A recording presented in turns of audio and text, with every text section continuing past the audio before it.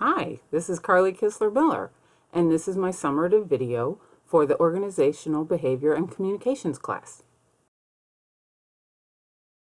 I think the thing that stood out the most for me in this section was that video about introverts. I think about it almost every day because I am such an extrovert, and it's so easy to think that people think like you and act like you, and if they're not, then they're doing something wrong. But truly, the introverts do bring a lot to the table, and even in education, teachers are naturally extroverts, but they're not the only ones at the school. The maintenance people, the secretaries and such, many of them are introverts, and especially when it comes to the volunteers, I really need to appreciate what an introvert can bring to the table. So for that, I am extremely appreciative that I have learned that. It has affected my everyday thinking. Another thing we learned in this section was about multiple intelligences, and really that has helped me change the way that I have looked at my committees, but most especially the volunteers.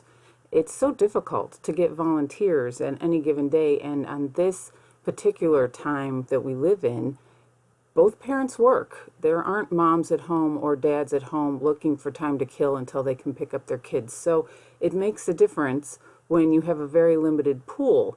But that's where this multiple intelligences is really going to help. And actually, it's already started to help me with the parent group. And we need a logical and mathematical person for the treasurer. And we need an interpersonal person for the president. And even for my events, I need somebody who's good with the spatial intelligence because they can help with the decorations and the layout in the room.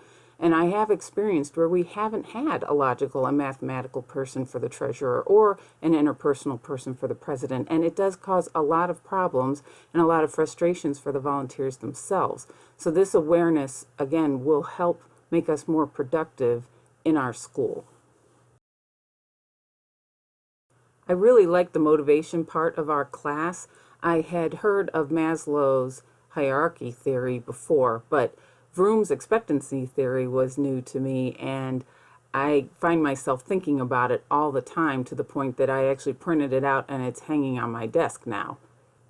Since I work with a lot of volunteers, motivation is very important, and financial motivation is not a factor. So when it comes to volunteers, the valence is feeling good about the people they've helped, the job they did, or if they had a positive experience with the other volunteers. And providing extrinsic motivation is the key. A simple thank you goes a really long way, or acknowledging their work or how well they worked with another person. Even sometimes a little gift. Just an acknowledgement and a thank you makes all the difference in the world. Now, I have to make sure that my instrumentality is high. And it's very important to me that they can trust that they will be valued, because I've seen people lose volunteers when their work was not valued. And one of the reasons I keep this theory on my desk is to remember how important that is when I'm working with volunteers. And it's interesting about the expectancy part of this theory, because I think that when people volunteer, they automatically believe that they can do the job. Sometimes they don't. Sometimes they need a little encouragement, or sometimes they need to be put in a different position so that they can succeed. But I really like the Vroom's expectancy theory. It's already come in handy, and I'm interested to see how it's going to change the way I handle volunteers in the future. Since my undergrad degree is in communications, some of these concepts were review, but they were also validating.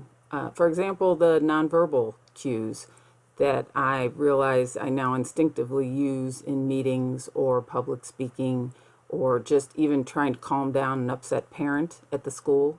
The other thing is learning how to communicate how people want to be addressed.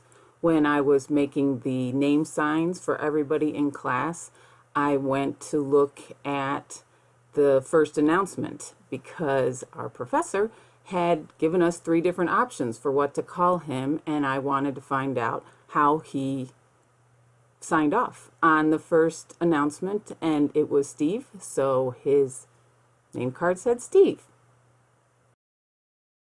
A big change that I've learned in class that I've already started to change at work is to do with my committees. I have a marketing and an advancement committee, and at first I had inherited the members, but have since developed new members, and others who weren't really being effective have left, which has made it more productive. But what I learned in class was that the different kinds of conflict, and that conflict was actually okay. To me, conflict was bad. And actually, my boss, who by her own admission says she doesn't have the leadership skills required for her position, and she is a figurehead, sits in on both of those committees and doesn't like to hear any bad things said about the school. She thinks that's bad marketing because the volunteers are parents. Well, I have since been able to explain to her the difference between the constructive conflict and the effective conflict, and that effective conflict is the emotion, and that the constructive conflict is actually useful, so that when we are discussing the bad things about the school, that's an opportunity for us to change and for us to improve. And that is very important when we're talking about marketing and advancement. And it has opened her eyes and already changed the dynamics of the committees already.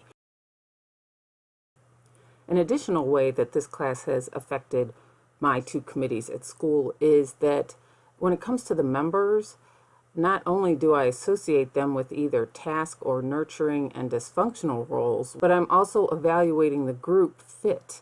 Is this person supplementary or complementary to the committee, and will they allow for collaboration? I also like Tuckman's linear model of group development.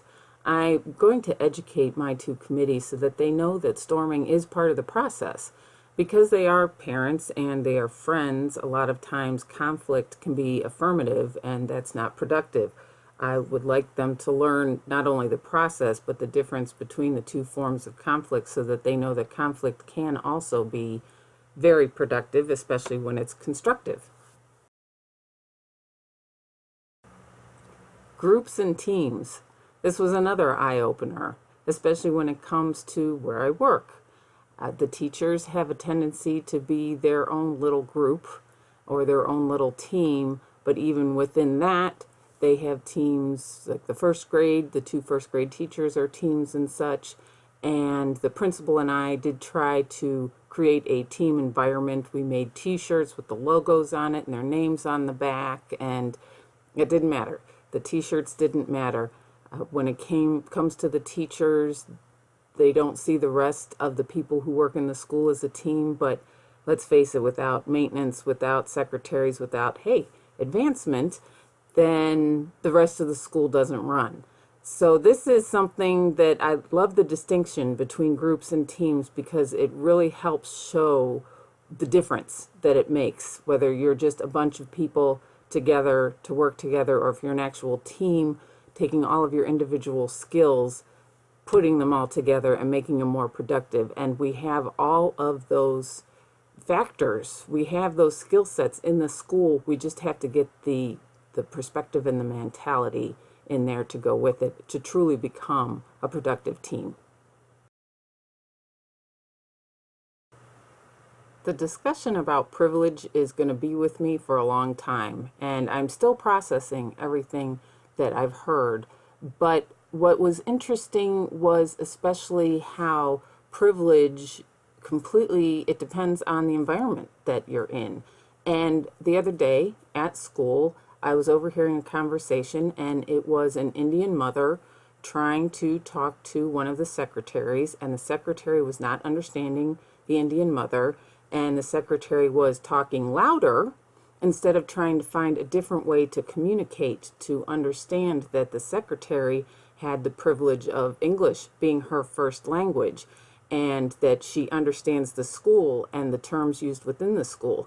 And this mother, whose English was their second language and had a very young child, so she's still learning everything, there was a communication breakdown. Now I managed to step in and showed some compassion and didn't yell at her, and managed to find out that all this poor mother wanted was her daughter's homework. But it was interesting to see how that privilege set in on something so simple, and it's impossible not to see now. And I think that's really going to help me in the future. Overall, this class has given me incredible insight as to some of the experiences I've had, some of the experiences I'm currently dealing with, and as I mentioned the first day of class, I'm pursuing my MBA because I want to. I don't have to.